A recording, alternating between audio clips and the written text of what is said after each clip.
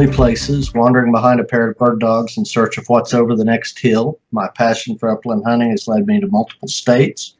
These travels have allowed me to see the beauty of this great land and meet some interesting people. I hope to introduce you to many of those people and encourage you to look for what's over your next hill. Today I'm talking with Jorge Ramirez of Ventura County, California, about his upland hunting in Southern California. The podcast is sponsored by Pike Gear, an upland hunter who hunts hard with clothing that is light, makes hunting easier, not harder. An upland hunter is always on the move and always thinking about his next move. He needs clothing that can move with him, clothing that doesn't hold him back or weigh him down. Pike Gear is designed for upland hunters who are always on the go and always dreaming about their next hunting trip. Visit pikegear.com to find the best upland hunting clothing you will ever wear. Follow Pike Gear on Facebook and Instagram. Additionally, my friend John Moore of JM Knives is sponsoring the podcast. John Moore makes custom knives to order. The beautiful and effective bird knife John made is a functional work of art. Let him make you a custom order knife. You'll be proud to show your hunting partners. Message me on Instagram for John's contact information. And George, why don't you tell people a little bit about yourself? Sure. Firstly, thank you for having me on the podcast. I'm always looking forward to, get my message out there and just telling people a little bit about myself and a little bit of my mission statement. My name's Jorge Ramirez from Southern California, born and raised for the most part. Lived out in Arizona for a couple of years, but ended up missing it out here and came back to sunny Southern California. I grew up out here hunting mainly deer as a youngster into my teen and early adulthood. It wasn't until about the early 2000s when I started really getting into bird hunting myself, and from there that passion has grown. I currently run my own website called Upland Jitsu, the art of upland hunting, which basically focuses on the arts and traditions of upland hunting, with an emphasis on tutorials and just how-tos geared towards new hunters and hunters that hunt without a dog, in the public land areas out here. Well, and I noticed on your Instagram page that it's Upland Jitsu, Upland_Jitsu. Correct. And I noticed that on your Instagram page that you really take a lot of pride in introducing people that are new to hunting to the sport. Absolutely. That's especially nowadays, and it's something that is a very loud and clear message from the industry, is that we're losing hunters, and the hunter numbers are in decline, and the whole R3 movement is a really big thing these days, and I think we all need, obviously we all need to do our part in getting new hunters and advocating for new hunters and different demographics of that aren't necessarily traditional demographics that would be out there hunting, and it's definitely something that I hold dear and near to my heart. Well, and I think the one that I particularly remember seeing you talking about, you taking a young lady out and either dove or quail hunting, and she'd had an opportunity to shoot a bird, and man, that just must be so fun introducing people. Oh yeah, it is. It fires me up, it gets me going, and it just, it really reinforces what I'm doing. So it's that particular young lady, I actually started taking her boyfriend out a few seasons ago back quail hunting, and she started out with us, not necessarily hunting, but the following year she did hunt. It was kind of a bad year for quail that year, but this year we finally got her on some quail, so I was really, really happy for that. And that's great. I mean, I've hunted with kids, with young men, and my friends' children, and I've always got more pleasure out of spending a day with a young person, showing them the sport that I love, than I would otherwise have if I were just out doing it myself. Absolutely. Yeah, it's definitely very rewarding. Well, talk to me about how you got started hunting. I mean, that's kind of my go-to interview, or my go-to question with people, is I always talk with them about about the things in their hunting life that led them to the place that they are today. And obviously, where you begin is where you got started. Sure. Yeah. So as I mentioned, I got my start in deer hunting. My father, he was from Mexico. Came out here and in the late 70s, early 80s, and that's kind of where he got his start it would be my grandpa and his father-in-law. So that's how he got his feet wet in deer hunting, and he did that for quite some time. And I was about 5 or 6 years old. I started tagging along a bit, and I guess that's kind of where I got my start in hunting as a whole. He was never really a big bird hunter. It wasn't until like the late 90s where he started to kind of dabble into it. And, I had a single shot and I went out a couple times. We failed miserably when it came to upland hunting. He didn't have that background. We didn't have a dog. I didn't grow up with, one of these legacy families that that have bird dogs, and generation to generation. It wasn't something that existed, when it came to me. But it did come to you from your father. Oh yeah, absolutely. The desire to be out in the field, whether it be after deer or birds, sounds like came from your father. Yeah, absolutely, and that's basically where the seed was planted. It wasn't until about the early 2000s when I kind of I was already a young adult, and I was venturing out on my own, and it's something that I really wanted to get into. Went out of my way and I picked up a side-by-side shotgun and went around. Didn't really know what I was doing, to be quite honest, and I ended up going to a preserve, and that was kind of where it all began for myself. As far as me really getting into upland hunting, yeah. And did the preserve have a dog? There was an opportunity to have a dog there, so I did hunt with a dog. So one of my first experiences in bird action, actually did involve a dog. I believe it was a Brittany, if I remember correctly. And I can only vaguely remember. Well, no, I have a pretty clear memory of the first real bird dog I hunted behind, and it was a liver spotted Brittany, and it was we'd bird hunted growing up. My dad loved to go pheasant hunting and quail hunting. He'd use us, my brother and I, as his bird dogs. Yeah, I think. Go ahead. No, I think my dad had those aspirations for me as well. I think the plan was to use me as the bird dog, but and my father was a teacher and a coach, and one of the fellow coaches had a pretty little liver spotted Brittany, and that dog, boy, she pointed birds and found dead birds. My memory of her are all positive. And I can remember thinking, boy, I'd sure like to be able to do that all the time. But that was my first real, what I'd call real bird hunting memory, was hunting with Coach Hershock's liver spotted Brittany. Yeah, I remember the dog being. It was really a really cool experience for myself, just because again I didn't grow up with bird dogs in the family, and my dad wasn't a big dog person himself, so it was a really cool experience, just seeing how the dog was able to work and find the birds, point the birds, retrieve the bird, and do all that kind of stuff. So it was a really cool experience. And I grew up hunting deer. Okay. We hunted deer. I was way harder on the white-tailed deer population in the Panhandle, Oklahoma than I should have been when I was a boy.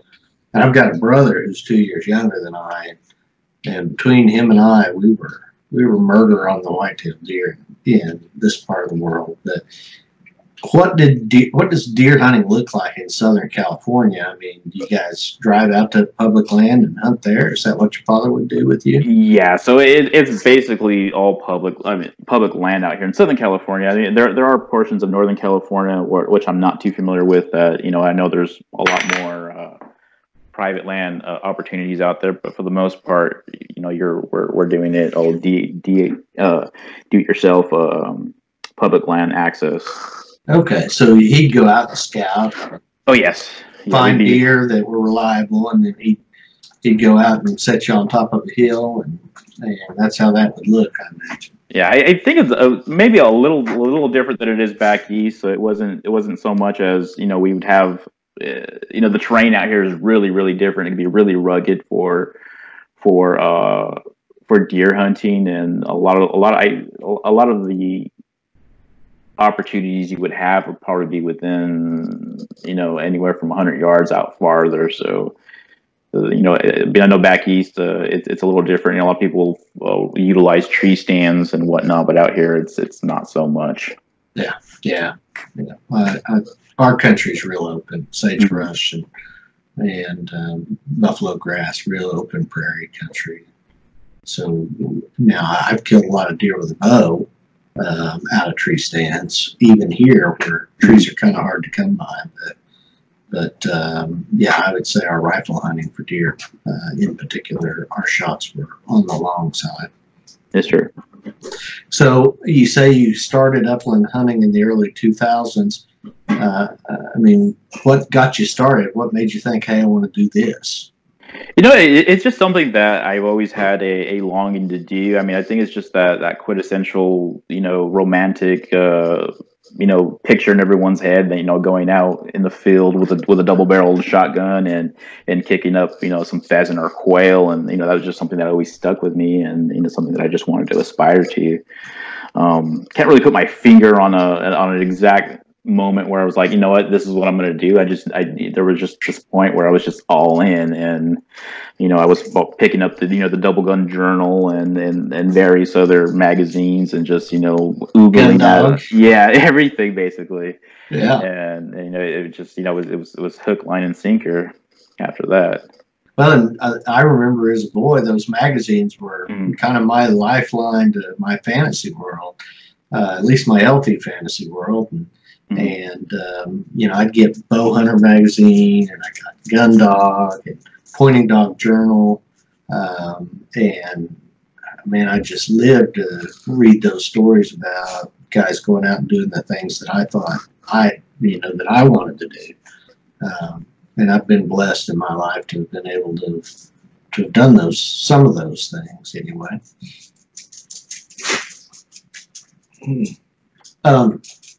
So you're married. You have a young daughter. Is your daughter going to be a hunter?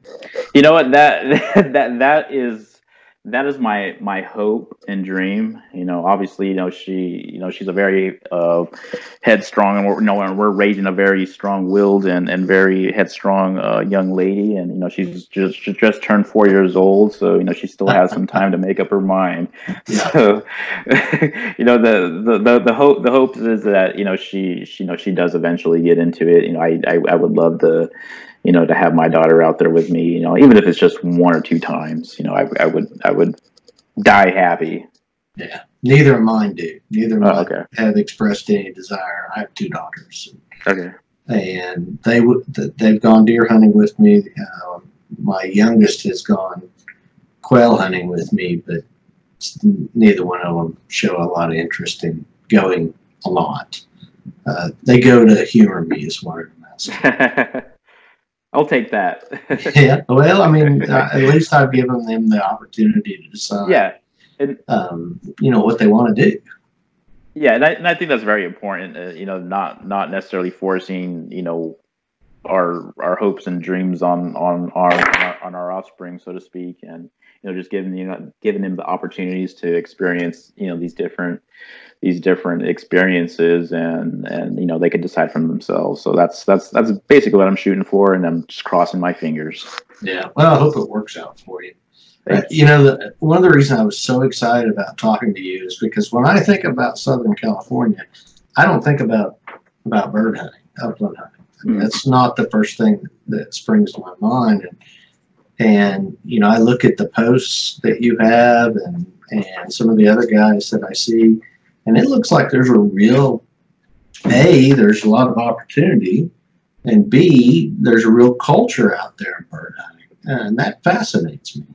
Yeah, it's something that I think, unfortunately gets overlooked in California, especially Southern California. At that, I think when most people think of hunting in California, they're thinking Northern California, up by Paso Robles or beyond that. And Southern California has a lot of great opportunities for hunting, especially upland hunting in general.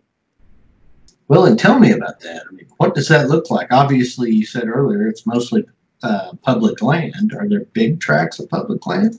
It's great access out here. I mean, there's a lot of there is still a bit of landlocked, parcels of public land, and that seems to be like the biggest thing that we're battling out here. So the people that own private land around it try to limit access to the correct stuff. Yeah, so that's probably the biggest thing that we're battling with out here. But for the most part, there is still a lot of access out here for upland hunting, especially.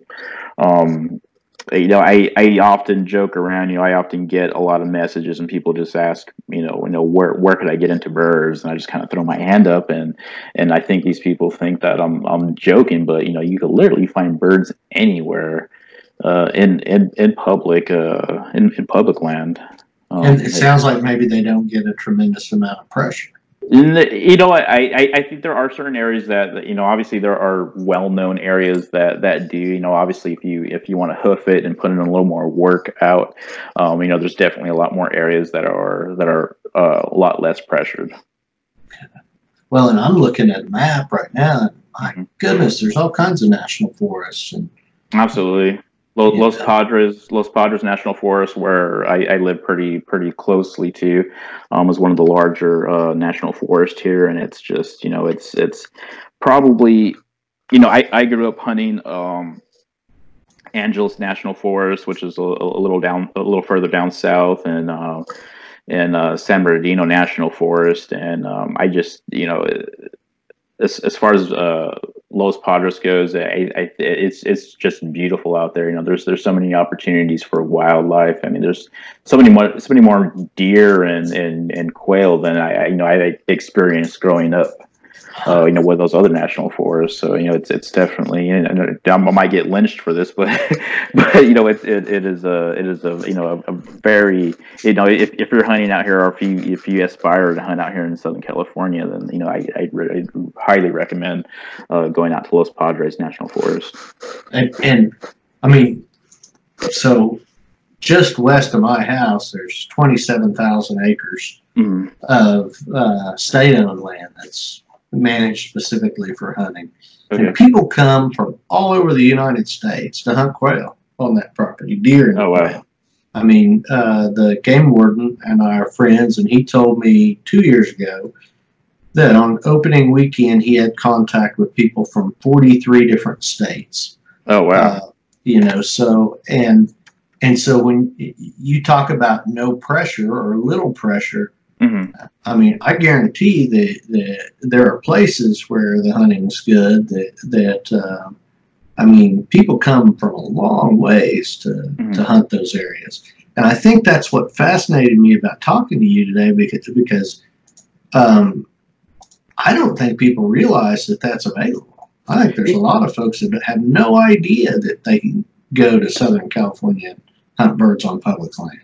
Yeah, it's definitely a missed opportunity as far as a hunting destination.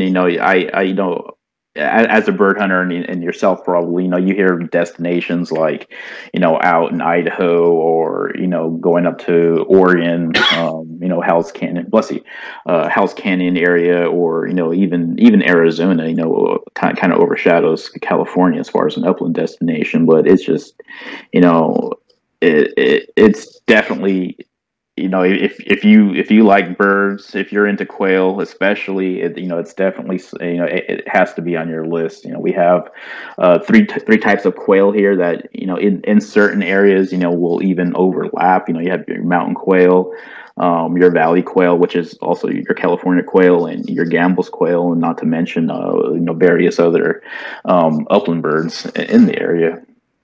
Well, and are those all found, like, when you're talking about the three different varieties of quail, will you be able to take those in, say, a day of hunting There are areas that I've been previewed to, and some other hunters have previews, some different areas to me. But if you have a map, you could generally figure out where some of the overlapping populations are, and that is quite possible. And I've known people that have claimed to do it, so it is quite possible.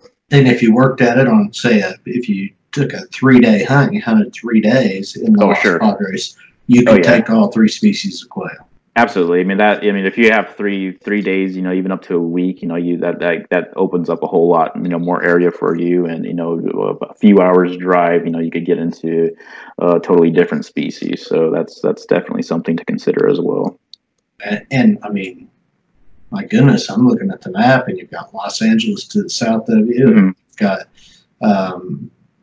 San Francisco is quite a ways north, but Bakersfield, I mean, you can, there's a lot of things to do other than just hunt quail, and absolutely. And places to stay and things that are neat to go and do other than just hunt. Absolutely. And, you have other species like up in the Sierra Nevada where, which is really a really beautiful area. I haven't really hunted out there too often. I just, to be quite honest, I just haven't really had a reason to, venture out too far, just because there's so many opportunities out here to hunt. But, the Sierra Nevada area is a really, really nice area as well. And, they have blue grouse out there, and it's worth looking into. Yeah. Yeah, and that's really what fascinated me. So if I, being from Oklahoma, decided I wanted to go to Southern California and shoot quail and hunt quail, take my dogs, load them up and go. Looks like I could drive to Bakersfield, or I could drive to Ventura, and could find me a hotel that would let me keep my dogs, and could get up and go explore the Los Padres National Forest and find quail. Absolutely. I'll be doggone. And are there special restrictions? And that's another thing. California kind of gets a bad rap sometimes. Yeah. So I think some of the things that are looked at pretty negatively, even with our resident hunters. There has been some things that we had to contend with recently. I shouldn't say recently, but over the past few years, there's been a gradual change over to non-lead projectiles, which also includes shot shells. So this is the first year where it's completely non-lead this year, but it was a gradual work up to this this restriction. But this is the first year where we're not allowed to use lead in any any shotgun shells. So that was probably one of the bigger things, and one of the bigger things that I think would be a bit of a how should I put it? Not necessarily restrictive, but something that most out of state hunters are not quite used to. And I know there are some other states that are working toward that direction of non-toxic projectiles, but California was the first, so that probably being the biggest. So if you do come from out of state, you would have to consider bringing non-toxic. So that would either be your steel shot, which I'm not a big advocate for, or your other bismuth or tungsten type of shot, which can get a little pricey. So that's probably one of the bigger negative things, if you would even say that. Well, and I hunted prairie birds in North Dakota this year for the first time. Okay. And they have these pothole areas that the state has designated as waterfowl areas. And on those, you can't use lead shot. Okay. But on other areas, on private land, obviously, and then on other public areas that are not designated waterfowl areas, you can shoot lead shot. But you don't want to have a lead shell in your vest if you're on a waterfowl area. And so I guess my point is that non-lead shot those restrictions are not unique to California. I just think California gets a bad rap, for all the other reasons, I guess. Yeah, and you're absolutely right. A lot of state ran lands, especially not just in California, but out of state. A lot of state ran lands are actually have that type of restriction, and obviously with waterfall in general, you're not you can't use lead. So it's not. I think people just with when it comes to California, a lot of people just like to kind of rib us and they kind of run with that, and it's just like you said, it's not something that is that hunters in general are completely alien to. It's just it's a lot more widespread out here. And licensing, and I'm not going to assume that what my licensing requirements would be coming there, but it strikes me that it wouldn't be difficult to buy a non-resident hunting license. No, not at all. Just if you're an out-of-state hunter, all you need to do is bring proof of either a hunter safety permit or a previous hunting license from your state or another state. So it would not be any more inconvenient to go hunt quail in Los Padres National Forest than it would be for me to go to Patagonia and hunt quail in the national forests in Arizona. Absolutely not. Yeah, it's fairly easy. The one thing that we do require here in California is an Upland stamp. So in addition to buying a license, you would also be required to buy an Upland stamp. And I know, like some big game, some states require that you hire a guide or an outfitter. There wouldn't be anything like that for a bird hunter in California.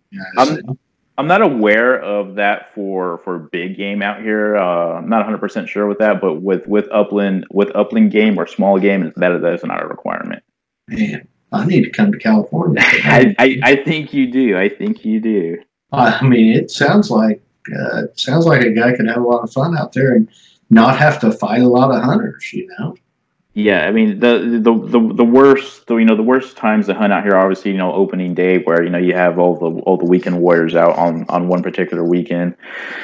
Typically after the opener, it's pretty bare out there. I don't recall seeing any other hunters when I was out after the opener last season.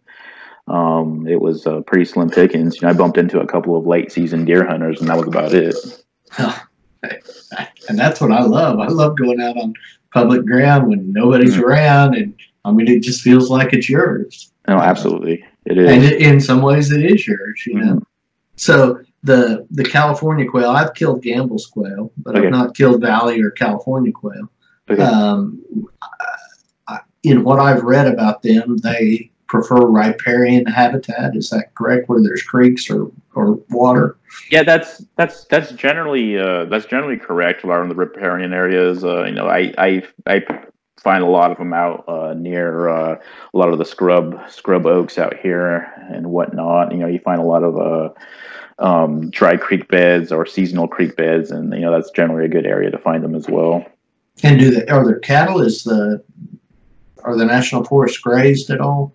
You know what? There are opportunities for that out here, and in the past I have bumped into some wandering cattle, but so that is a possibility. Okay. And in looking on your Instagram page, how can I tell the difference between the California quail and, say, a Gambel's quail? So valley quail are typically a little larger than the Gambel's quail. I believe the Gambel's quail are one of the smaller of the quails. So as far as size difference, the valley quail will be a little larger. The valley quail tends to have a more of a bluish tinge to it with scaling on its belly. With the Gambel's quail, they seem to be a little more gray to me, and they have a beige belly with a big dark spot, if you recall. Yeah. And the helmet. Look, there's a picture of one with like a rust-colored helmet on it. Sure, yeah. So the Gambel's quail will have more of a rust color, while the valley quail will have more of a brownish chestnut kind of color. No, we don't know. Yeah, they're beautiful little birds. Oh yeah, they are. The Gambel's quail that I've shot in Arizona were noticeably smaller in the hand Mm, than a bobwhite and certainly than a scaled quail that we shoot here in Oklahoma. absolutely. Yeah, They were they're more in line with like a dove, yeah. a ringneck dove. So they're gorgeous, though.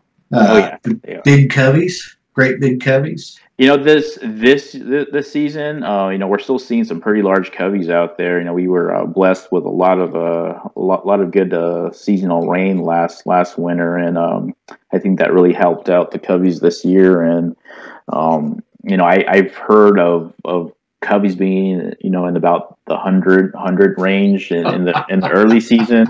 I didn't quite see that large of coveys, but the coveys that I did see were probably within the 50 to 60 range. And when I went out just a couple of days ago, we were still seeing coveys anywhere from the 30 to 40 birds. Wow. Now, and I mean, so here, sagebrush, grassland. My dogs range a couple of 100 yards, and when they find a covey of bobwhite or blues, they'll stand on point. And if they do it about halfway right, they'll stay on point till I get up there and flush the birds. And a covey of bobwhite get up.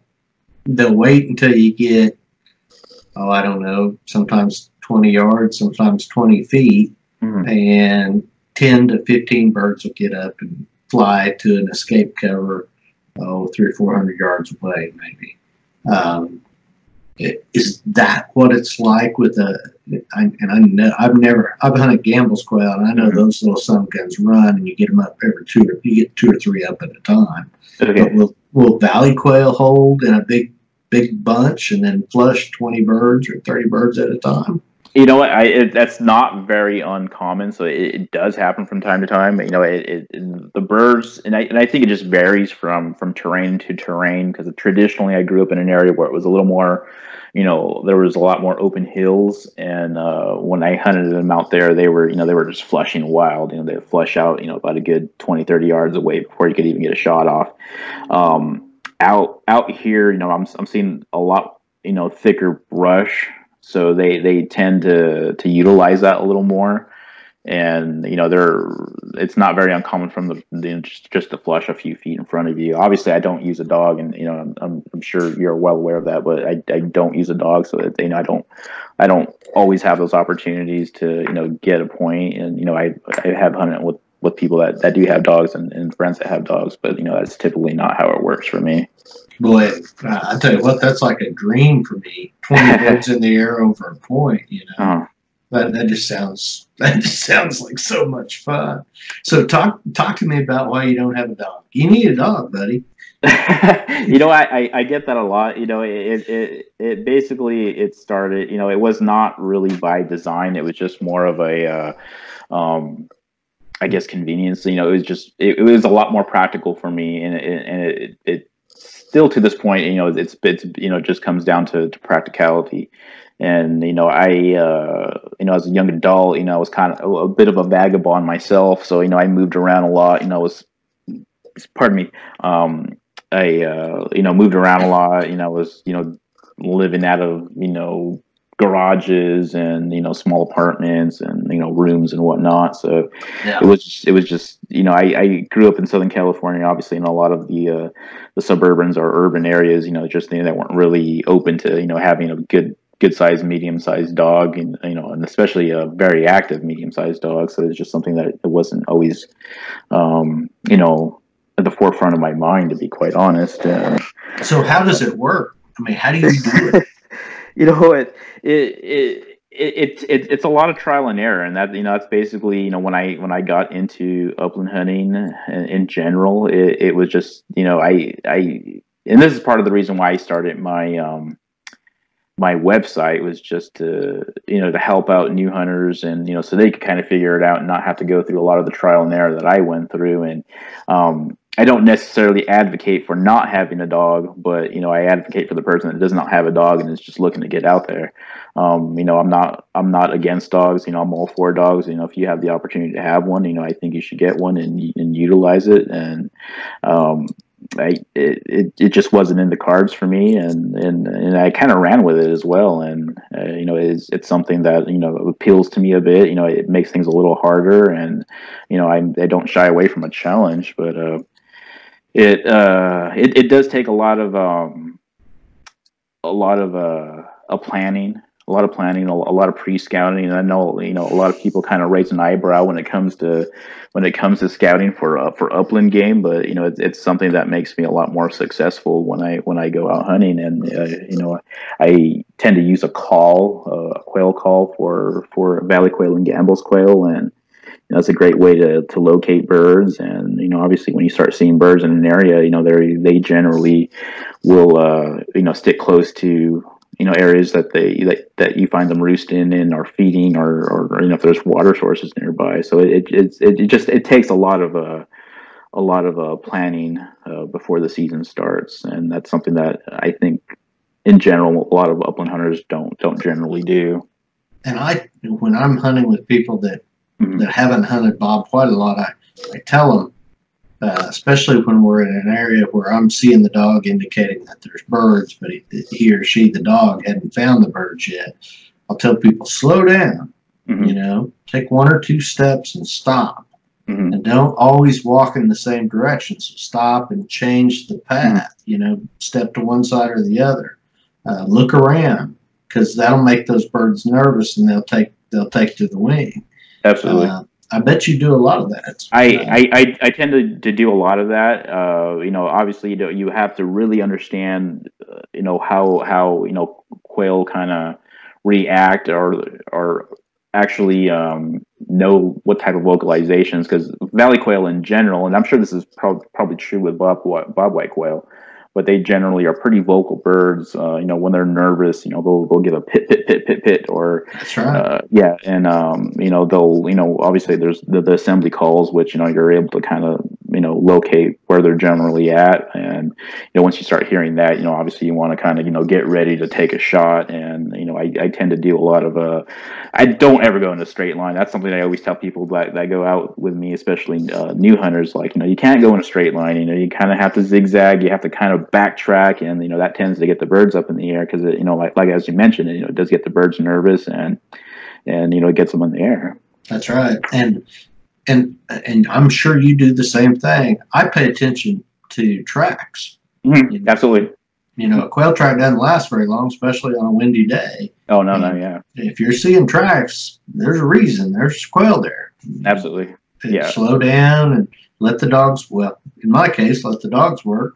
In your case, slow down and use all those tricks in your bag to try to get that bird up in range. Yeah.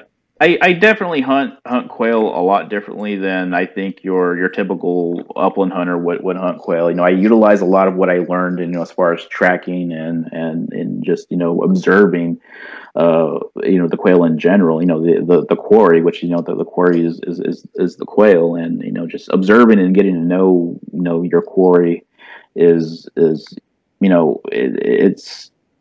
it's the number one tool that you could have in your bag. Just knowing what they do and how they react, and just their general behaviors. You have to understand your quarry. Yeah, and I'm sure it's true in every species, but you have to be able to identify differences in habitat so that you have a sense about which area is going to be the most likely to be productive. Absolutely. And then be able to identify by sign or by sound whether or not your prey species, what you're looking for, or your target species is in that area. Hell, I bet you, Georgia, I bet you're a hell of a quail hunter is what I bet.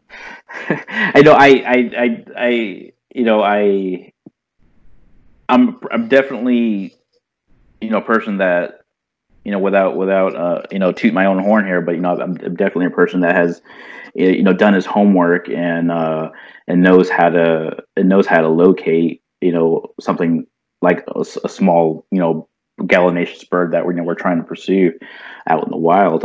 It's it's just I've done my homework, and it's something that I'm really really proud of, and something that I'm really eager to pass on to other people that are looking to learn as well.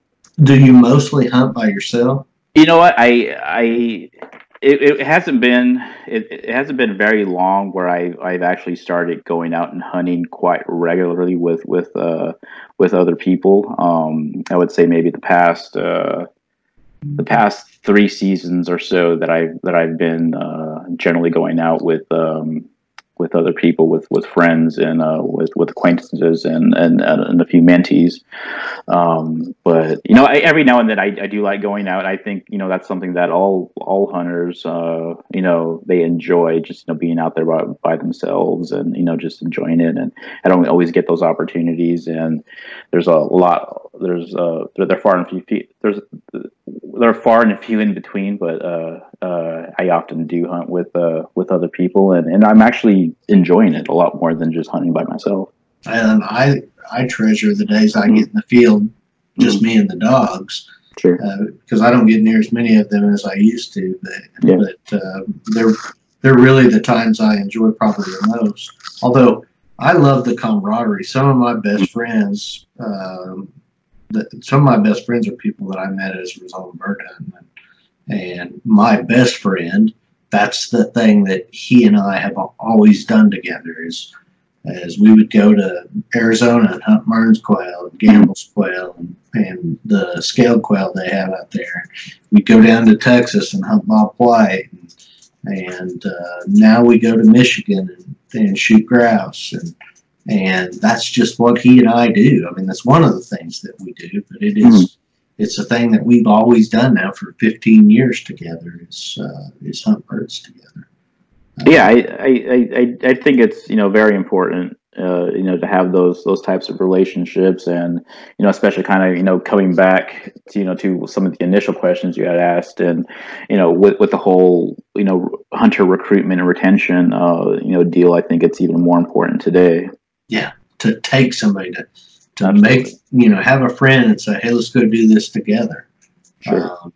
I have to tell you, George, that you come hang out with me and my dogs for 2 or 3 days, and you'll be looking for a dog. What? I absolutely love it. I love how fired up people get with their dogs, and I love seeing a good dog work. And it's not something that I have completely called off. As far as owning a dog, it's just it's not the right time for me, and I'm not really sure when that time will come, and or if it'll come at all. But I definitely think it's something that might happen in the future, especially if my daughter tends to want to get into upland hunting. I think I don't want to see her struggle like I struggled. Yeah. I just think it would be something cool to kind of do with her, and raise a dog and train a dog, and take the dog out hunting, and just watching her just strive and have fun with it. So and dogs are so never frustrating. Yeah. I'm on. I've had bird dogs now for 20 years, and Oh. the first 2 years. Oh my God, they're you just want to pull your hair out. And then and I see a lot of that. I see a lot of that. I see people and like, oh, this dog, this, or this dog, is no good, and that I think if anything is still kind of keeping me at bay is just not having to deal with that. yeah, and I mean, you'll laugh, but it's true. And there's a barrier there. The having a dog, the expectation that you have to have a dog to go bird hunting, is a real legitimate barrier for people. Oh, it is. It is. I live in a place where housing is not hard to come by, where the exact opposite is true. In fact, our populations are declining, so there's housing available everywhere. And the cost of keeping a bird dog, let alone a string of bird dogs, the cost is daunting for people to the point that they just don't do it. Yeah, and sorry to interrupt. yeah, that's one of the main reasons. One of the reasons why I never actually owned a dog myself. As a young whippersnapper, running around city to city and living out of garages and whatnot. It's just I was living on a Top Ramen budget, and just couldn't afford it. And yeah, feeding somebody else was just out of the question at that point. Well, and I can tell you that bar, right, it causes people, even when they get to the point where they're financially able or their living circumstance would allow it, they've not been exposed to it. They've not only not had a dog that they've utilized in the field, but they don't know anybody that has. And so it adds this whole level of complication to what's going on. And I'll just tell you, that really is a perception that is not based on reality, because 99% of what my dogs do, they do because that's how God made them, right? It's not because they've had a bunch of expensive training. It's not because I've spent hours and hours in the backyard teaching them to do what they're doing. It's because genetically that's what they're programmed to do. Absolutely. And then I spend time with them in the field, and I encourage the behaviors that are beneficial, that result in birds in the bag, and I try to discourage behaviors that are detrimental, that result in me losing opportunities.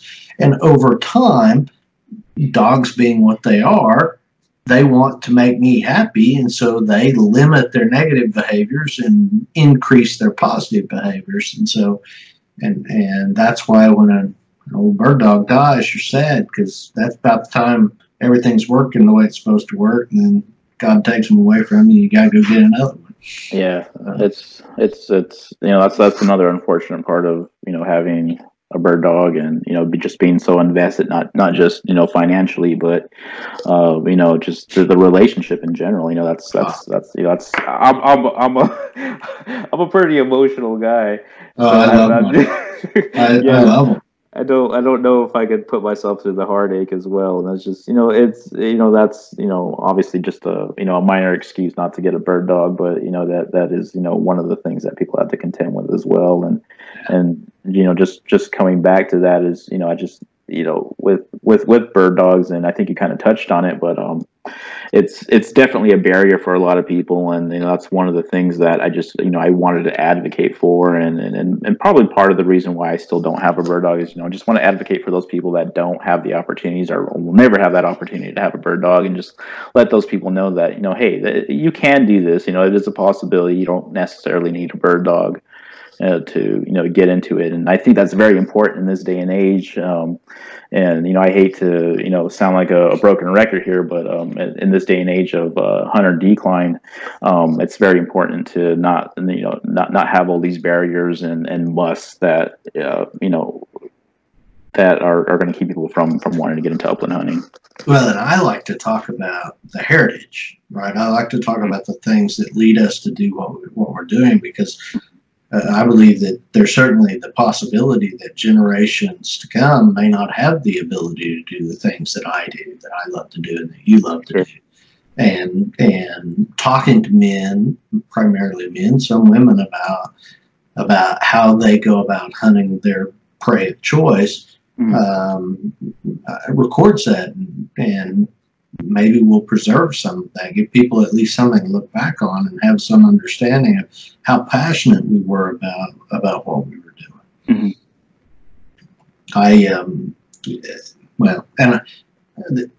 The one other thing about dogs, about my dogs anyway, that really matters to me is the visuals. I think one of the reasons why I love upland hunting so much is that it's beautiful. So the textures and the colors and and all of that together just is, there's no other way to describe it than beautiful. And those dogs to me add to that pleasing visual that really has captured my heart. Does that make any sense to you, George? Absolutely. I mean, I think that's something I could relate to fairly easy as well, and I completely get it. And I know why. It's the part of the heritage of having a dog. That's really that's one of the harder things to try to sell to someone that comes from a background of generational bird dog owner and whatnot. So yeah, I completely get it, but it is something that I completely relate to. What keeps me out in the field? Why do I do it? Yeah, it's the colors, it's the smells. It's the birds. The way they look. The way they sound, and the leaves in the trees and whatnot, and the guns in general. Yeah. Well, let's talk about the guns. You're a pump guy. I'm sorry. You're a pump guy. Yeah, it wasn't always that way. I'm just I'm a weird guy, I guess. But I did start off with some old vintage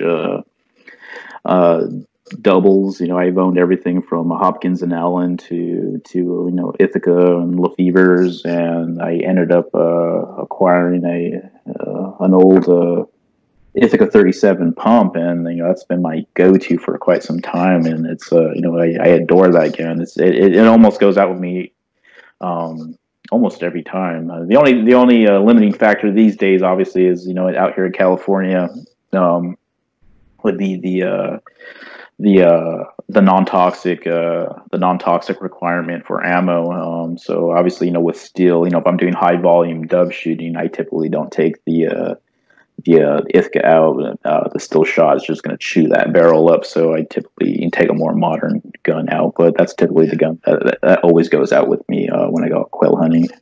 My dad carries a Winchester Model 12 that his father gave him for his 13th birthday in 1958. It's been 10 years ago. Dad was shooting quail with us and handed me a shotgun to crawl over a fence or something. And I was looking, and the chip of the barrel had come off at the tip. He had shot that gun so long that barrel was just paper thin. I mean, you just peel steel off of it around the muzzle. And so I ordered him a replacement barrel for it and put it on. He complains about that barrel. Every time he misses, he blames it on the new barrel I put on his gun. But that gun is so cool. I mean, it's just got so much history. There's just something about a Model 12 as well. That's another one on my short list of must-have guns. There's just something about a Model 12 and a vintage pump in general. I don't know. They're just I think they're so cool. It to me just speaks. No frills, but no nonsense upland hunter, from back in the day. So that's just. Oh, and if they could talk. Yes. The stories they would tell. I can imagine. Yeah, I love the way that they look. I mean, like you say, they're utilitarian, but they're beautiful in their utilitarianism. No, I completely agree. I just wrote a article about that, about vintage pumps for Project Upland. I'm not sure if you got to read that or not, but yeah, it just I definitely adore and admire a good vintage pump. Well, there's a lot of guys out there that are like that. I mean, those Model 37s are a heck of a lot harder to come by than they were 10 years ago when I first really started kind of getting serious about shotguns. I'd see 37s on the websites, for not much money.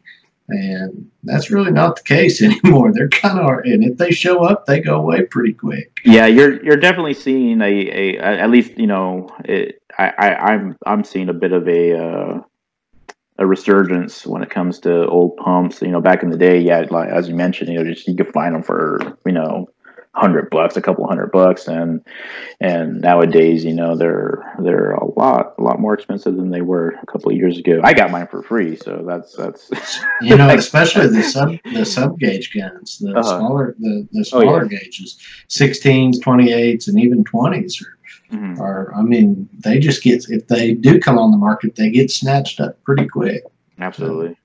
Yeah, I do not own a pump, although I grew up shooting a little old Remington Model 31, Okay. but I don't own a pump now. But would certainly not turn up my nose at one.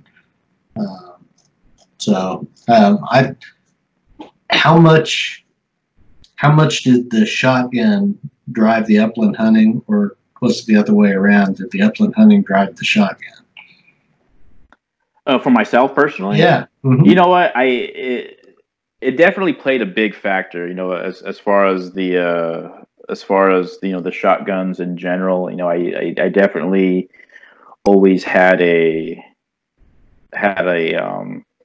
had always admired, like a good side by side, like a classic side by side, and this was something that I can't even really, pinpoint like where in my life, but I grew up with like a lot of old cowboy movies, with my grandpa, just sitting there, and I'm not sure if it came from that or my dad had a pile of old vintage hunting magazines and whatnot, so I'm sure it was just always ingrained in me, some way somehow. But I think the shotgun in general played a big role in me, getting into upland hunting.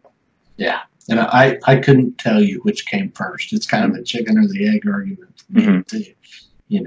I know that when I take my guns out of the sleeve, it's not unusual for me to think, boy, I wish I could listen to the stories of what this gun saw before it came to me, But it's whether that fascination with the shotgun was first, or whether it was the birds and the dogs and all the other stuff.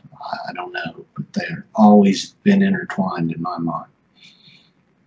Yeah, I think that's pretty true. Well, obviously not with the dogs for me, but just the upland birds in general, and just they're such cool birds. I mean, their coloration and their mannerisms, and that people hold them in high esteem. You have your ruffed grouse, you have your quail, and you have your pheasant. Your pheasants back east, and it's just they're beautiful birds, and you throw in a work of art like a fine American shotgun, and it's just it's upland hunting. That's basically upland hunting, right? Sure is. Throwing a dog, and you call it a day. So you've got your blog, Upland Jitsu, the art of upland hunting. Yes, sir. You've got an active presence on Instagram. You write for Project Upland. And I think you told me when we talked before that you do some other freelance writing. Is that right? Yeah, I basically freelance writing right now.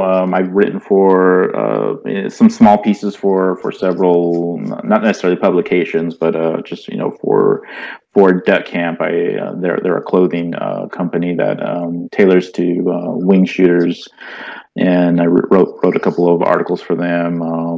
And Project Upland is the more consistent one, where I've written a handful of articles for them, and it's not slowing down, that's for sure. How about your art?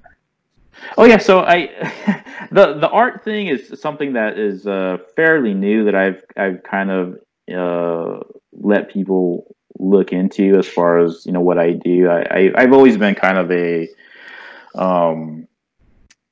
guy that kind of doodled and dabbled in art, even as a kid. That's something that I probably, if I didn't follow some of the paths that I followed as an adult, I probably would have went that route and become an artist. But I dabbled in it, and I tend to doodle a lot at home, and I started kind of releasing some of my art on my social media, and it seems to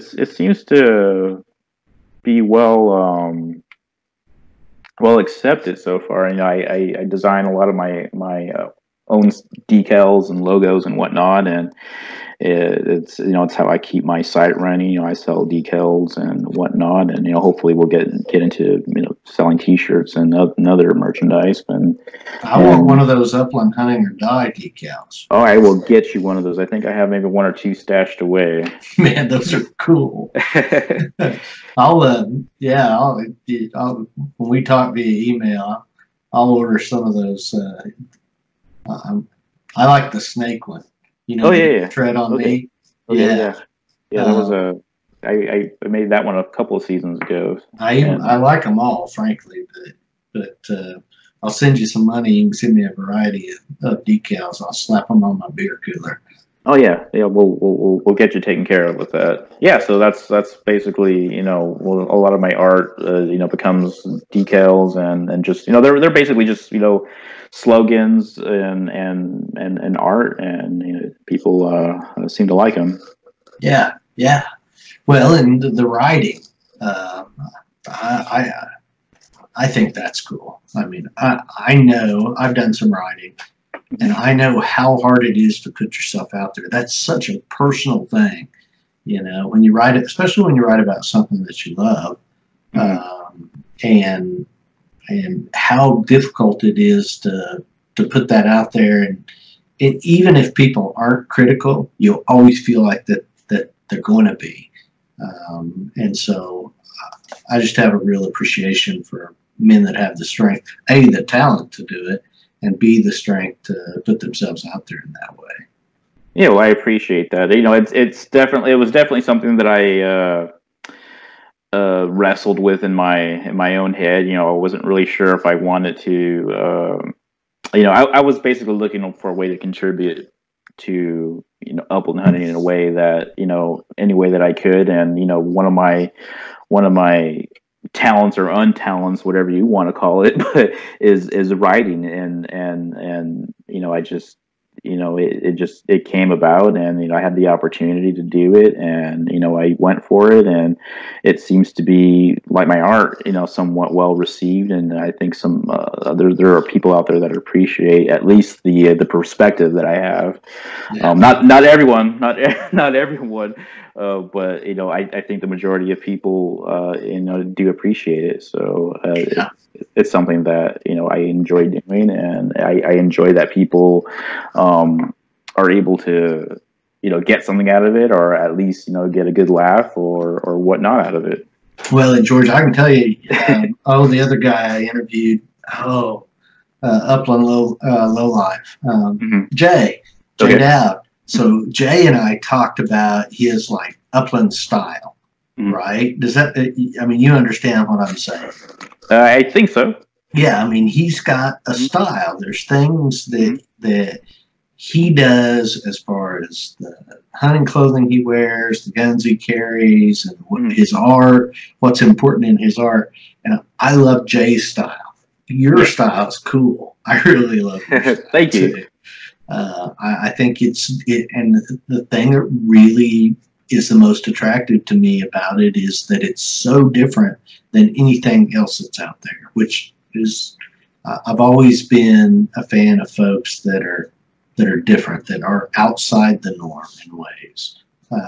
And I feel like that you're that way. Does that make sense? I think so, and that's not something that I was necessarily by design. I think people in general appreciate a genuine approach and a different perspective to things, and I'm obviously not the poster child for upland hunting, but I think I give a unique perspective. I have a unique background and demographic that I think a lot of people can relate to. I'm not necessarily the chiseled upland hunter on the ads and in the magazines and whatnot. But neither am I. Yeah. So I think people just appreciate, and that was my goal, just to give my perspective on things and just be genuine, and I don't claim to get limits every time I go out, and I'm very, very open about that, and I think people I built something that people could appreciate and relate to, and I hope that is always the case. Yeah, I really like it.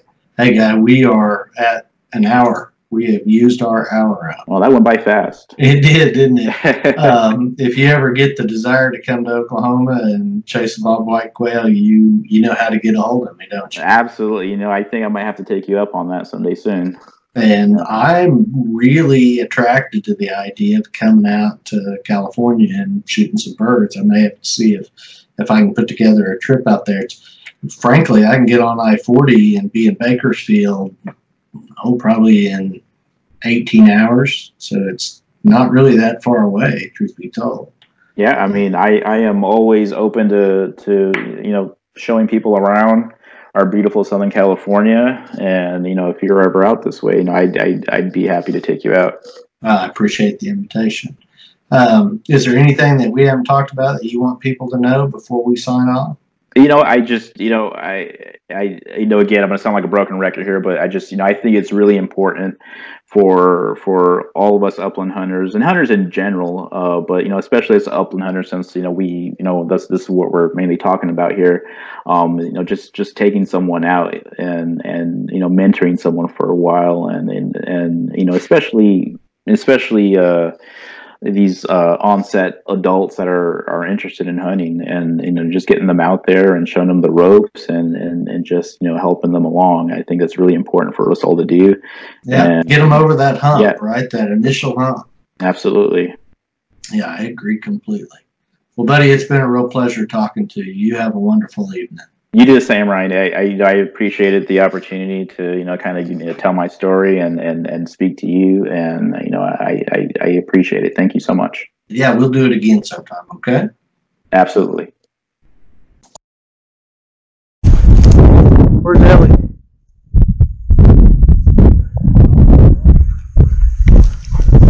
She's on point due south of me, 25 yards, so a little farther back. No, she's right here, right in front of you too. And she's sure. Yeah. Whoa. Better get on him, dogs.